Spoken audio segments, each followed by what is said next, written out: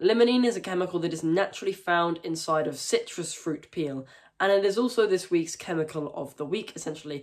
There were some interesting things I thought I could talk about it in terms of its organic chemical reactions and the potential explanations of those and the mechanisms and all that sort of stuff, but also the biochemical side of things and how it can potentially be synthesized inside of these citrus fruits. Now, like all basically biological molecules, this molecule is derived from acetyl-CoA. Now, if I go into a bit more of a detailed explanation, geranyl pyrophosphate is the chemical that has one more chemical reaction done to it, but the mechanism for this final couple of steps is the pyrophosphate group is essentially just going to leave the bonding pair between the pyrophosphate group and the carbon, that both the electrons in that bonding pair are going to go to oxygen, so that is now a stable molecule, and then the C that the pyrophosphate was bonded to is then going to cyclize. So it's going to bond to a carbon, and then that's going to be the cyclized part of the limonene molecule. And then to get the alkene on the bottom part of the molecule, you're going to need a nucleophile, which is a substance that has a lone pair that it can donate to a molecule. And that nucleophile is then going to act as a base and steal a hydrogen, and that will then convert it into an alkene. But geranyl pyrophosphate can be made from two smaller chemicals known as dimethylallyl pyrophosphate and isopentenyl pyrophosphate.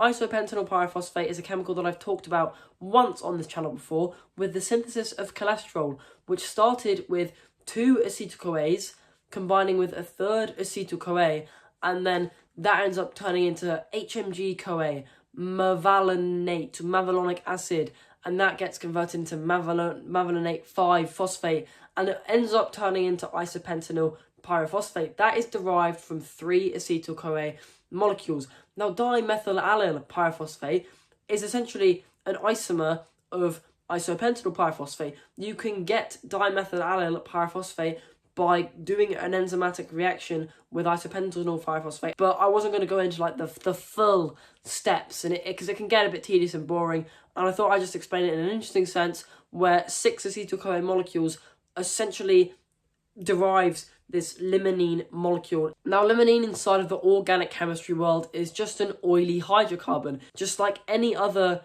chemical that is made up of hydrogen and carbon. There's nothing really special about it in the organic chemistry world. Not particularly many uses, I'm guessing. I think there may be like a couple in deodorants and stuff like that. I could be completely wrong on that because it may be somewhat of an aromatic hydrocarbon and have some sort of nice smell to it. There could be citrus. It might smell of citrus peel, but in my experiences, citrus peel and orange peel, for instance, smells quite bad when you smell it on its own. Every time I've bitten into a orange that has peel on it, I get the most brutal, icky taste in my mouth, and I can only assume that is pesticides rather than natural chemicals because it doesn't really taste like orange, it just tastes like some kind of weird junk. Maybe that's purposely done by the orange as some kind of natural evolutionary thing. Now, you may notice that limonene does have 2 alkene groups, which are carbon-carbon double bonds, and these alkene groups can undergo certain organic chemical mechanisms known as electrophilic addition, where these double bonds are broken and turned into single bonds. If you imagine hydrobromic acid, if you reacted limonene with an excess of hydrobromic acid, that is going to be the condition for this reaction. This HBr, if we just start with the HBr reacting with the one of the alkene groups, the bottom alkene group, Br has a delta negative charge because it is a more electronegative molecule than hydrogen, and that means that the hydrogen is going to have a delta positive charge. This carbon-carbon double bond contains 4 electrons. It's an electron-rich area, essentially, and so this electron-rich area will attack the delta positive hydrogen on the molecule, and then that hydrogen is going to bond to the carbon.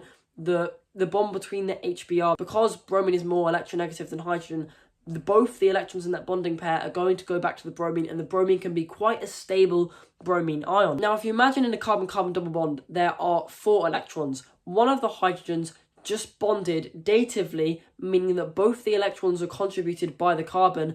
That hydrogen has datively bonded to a carbon. Now, the other carbon inside of the molecule, it's still got its 2 electron bonding pair with the other carbon. It's just not a double bond anymore, so it doesn't have 4 electrons. but it is known as a carbocation because it has more protons than electrons inside of its atomic structure, essentially. And carbocations aren't exactly the most stable things, but because this bromine is a negative ion and has a lone pair to donate, that bromine, which is negative, is going to attack the carbocation, and that is then going to form a halogenoalkane, or at least a specific halogenoalkane part of this molecule. And the exact same process is going to happen on the other alkene group in the limonene molecule. But what's interesting is there is a differing amount of products formed.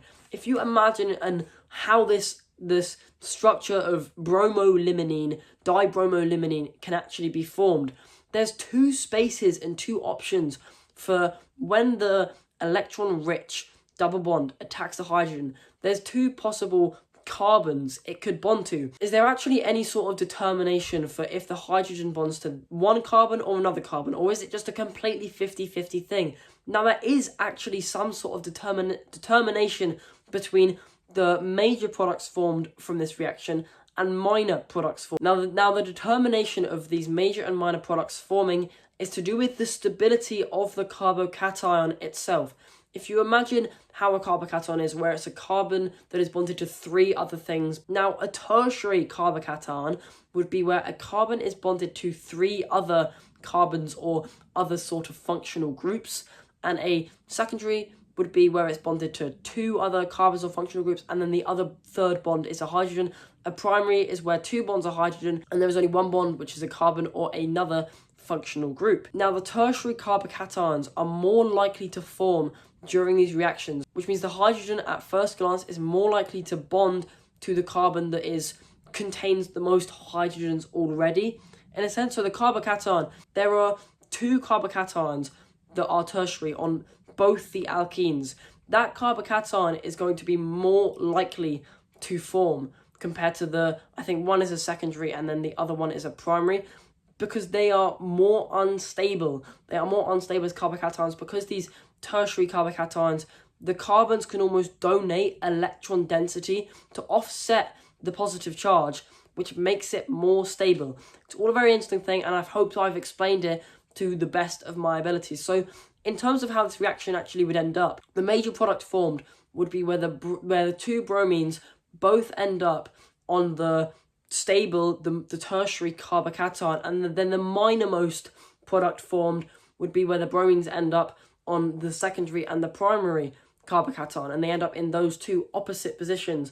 And then in the middle would be where it's like one or the other. And I don't know what that would be in like sort of how percentages of what major and minor product, but I just know in this situation what the major and minor products would be. But with that, that's all I have to talk about limonene, and I thought it was a very interesting chemical that I could talk about its mechanisms and chemical reactions for. But with that, I recommend subscribing for more content like this, and have a good day.